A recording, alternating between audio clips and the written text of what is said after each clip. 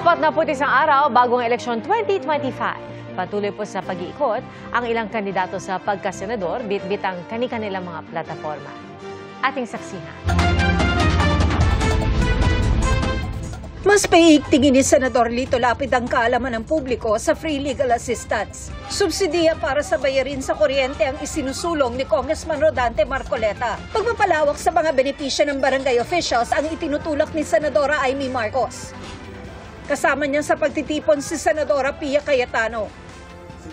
Si Kiko Pangilinan, ipinaalala na bumoto batay sa track record ng kandidato. Dumalo sa General Assembly ng Liga ng mga Barangay, sina Manny Pacquiao na isusulong ang libreng pabahay.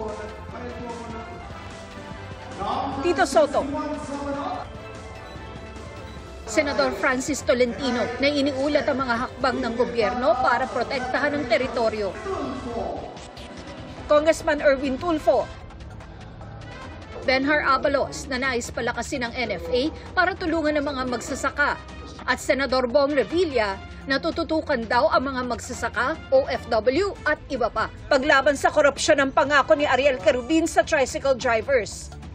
Nag-motorcade sa Candoni, Negros Occidental si Congressman Bonifacio Bosita. Kapakanan ng children with special needs ang ipinaglalaban ni Angelo de Alban.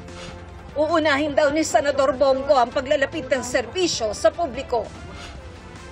Tututukan ni Ping Lacson ang paglaban sa korupsyon. Nag-motorcade sa iba't ibang bahagi ng Metro Manila si Atty. Raul Lambino. Patuloy namin sinusundan ang kampanya ng mga tumatakbong senador sa eleksyon 2025. Para sa GMA Integrated News, ako si Tina Panganiban Perez, ang inyong saksi. Mga kapuso, maging una sa saksi. Mag-subscribe sa GMA Integrated News sa YouTube para sa iba't ibang balita.